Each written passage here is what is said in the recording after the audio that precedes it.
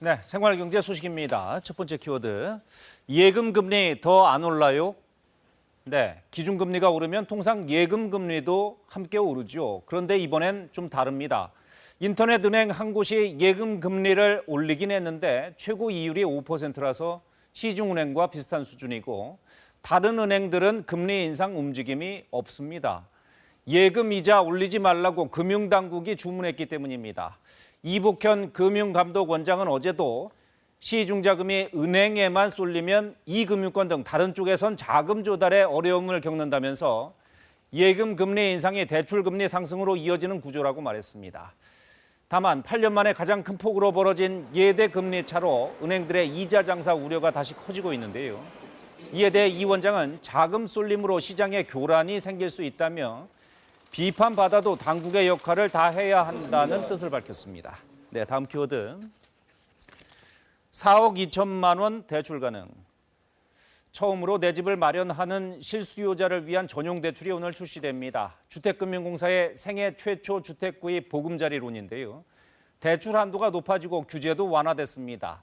집값의 최대 80%까지 대출이 가능하고요.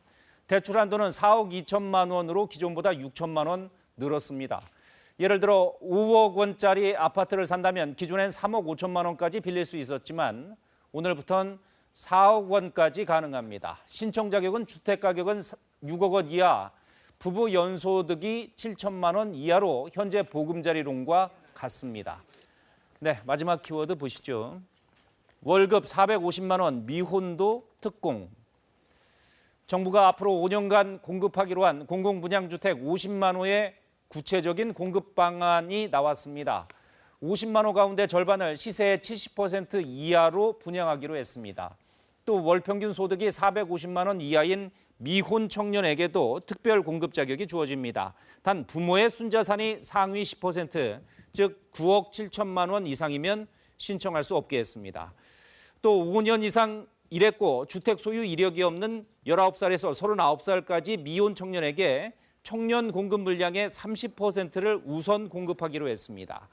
정부는 다음 달 사전 청약을 진행하는 서울 고덕강일 2단지와 고양 창릉 등의 3천여 가구부터 이같이 개편된 청약 제도를 적용할 계획입니다. 지금까지 생활경제였습니다.